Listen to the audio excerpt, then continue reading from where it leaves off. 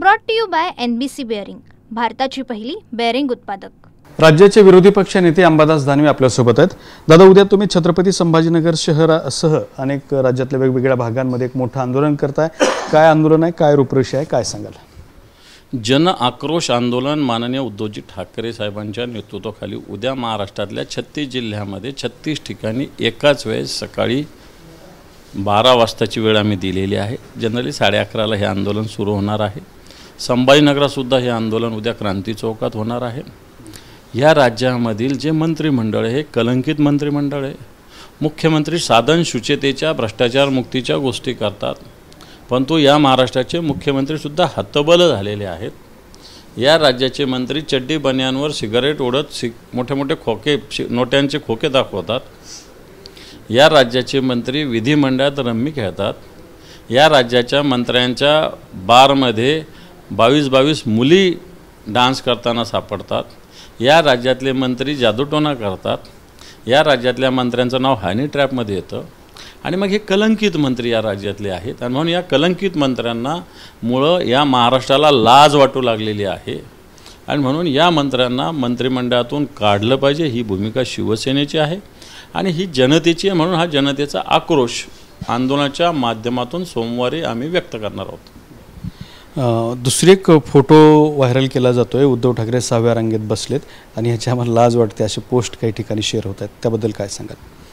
हे पहा, आम्ही सांगितलं, काल पवारसाहेब बोलले की मी सुद्धा उद्धवजींबरोबर होतो की एखादा सिनेमा टाईप फिल्म जर असेल बघायची तर ती जवळ असं पडद्याला खेटून नसतात बोलत.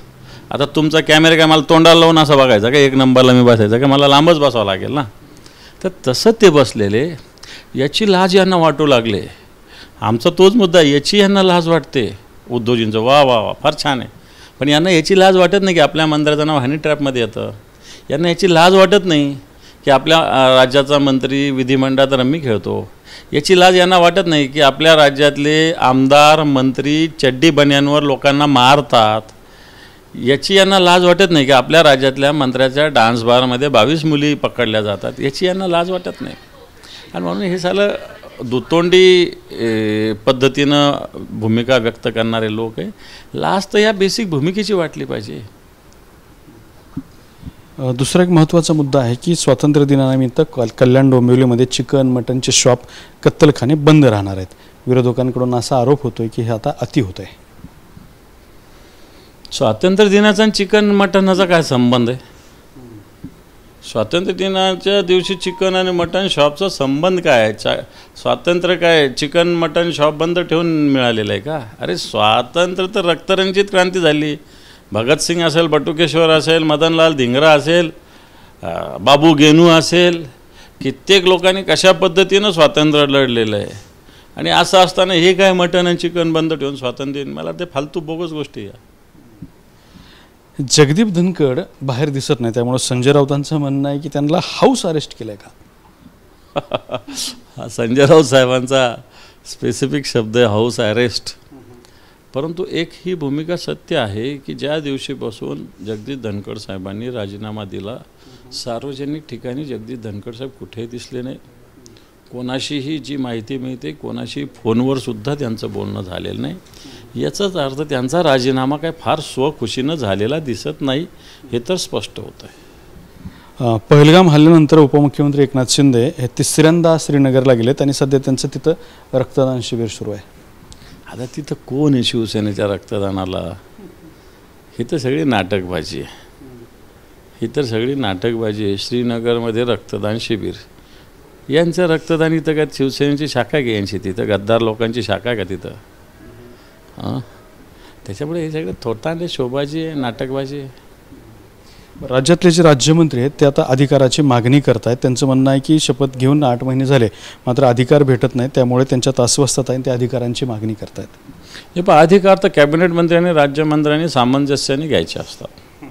मला वाटत नाही मुख्यमंत्री राज्यमंत्र्यांना कोणत्याही प्रकारचे अधिकार देईल. राज्यमंत्र्यांना अधिकार द्यायचं म्हणजे कॅबिनेट मंत्र्याला दुखावणं, आणि कोणता मुख्यमंत्री कॅबिनेट मंत्र्याला दुखावत नाही.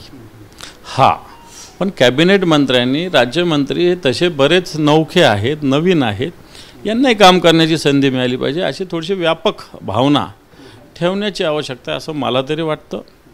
उद्धवजींच्या सरकारमध्ये अशा पद्धतीनं एखाद्या विभागाचं कामकाज किंवा एखादं क्लास 1 सोडा पण क्लास 2 क्लास 3 या विभागाचं कामकाज अशा पद्धतीनं कामाची वाटणी झालेली होती त्या काळात काही प्रमाणात, परंतु आत्ताच्या काळात ही कोणतीच वाटणी कामाची झालेली नाही आहे.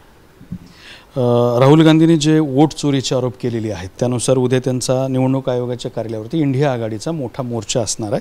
बहुतांशी सगळेच घटक पक्ष सहकारी पक्ष त्यात सहभागी असणार आहेत. हे पण राहुल गांधींनी जी भूमिका सांगितली याच्यावर निवडणूक आयोगाने खुलासा केला पाहिजे. त्यांना ॲफिडेविट द्या आणि निवडणूक आयोगाचे प्रवक्ते म्हणजे भारतीय जनता पार्टीचे लोक हे निवडणूक आयोगाचे प्रवक्ते झालेले आहेत. आता निवडणूक आयोगाचा माणूस कोणताच काही गोष्टी बोलत नाही.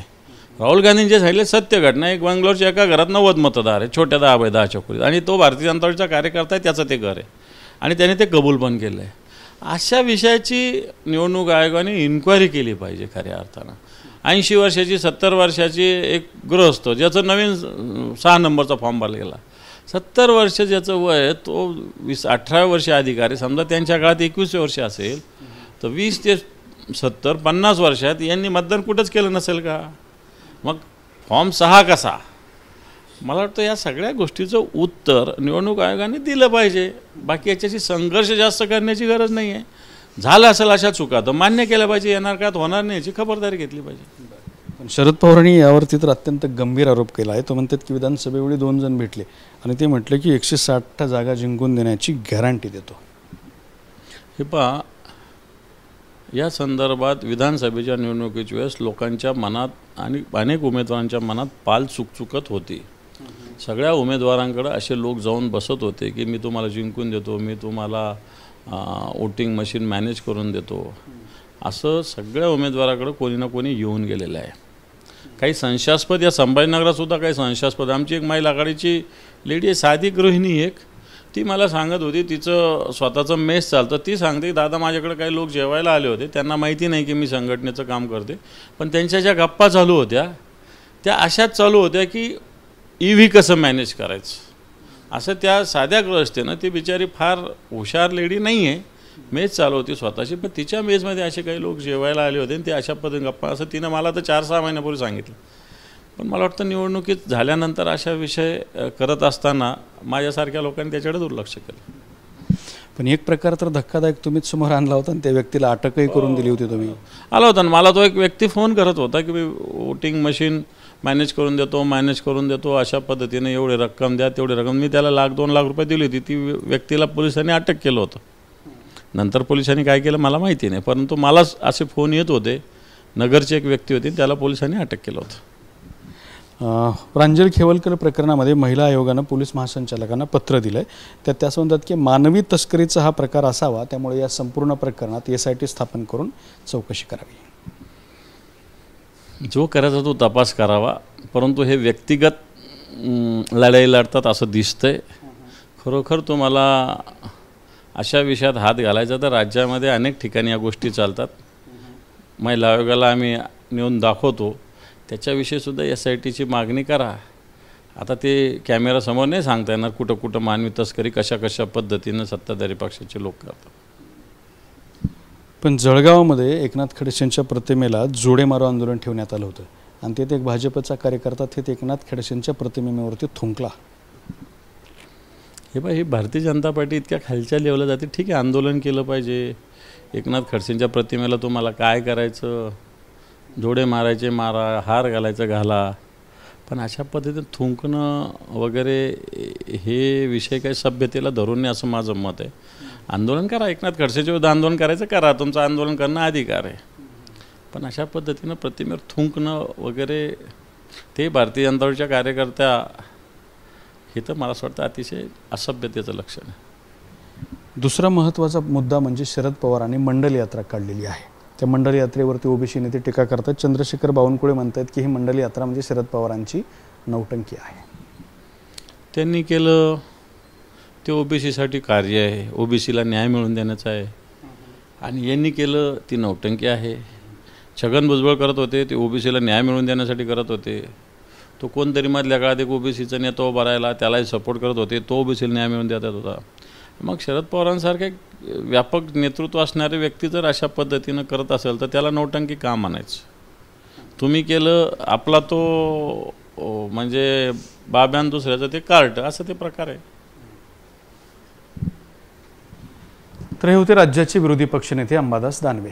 कॅमेरामॅन हर्षल निकम सोबत Datta Kanwate, TV9 Marathi, Chhatrapati Sambhajinagar. Brought to you by NBC bearing, भारताची पहिली बेअरिंग उत्पादक.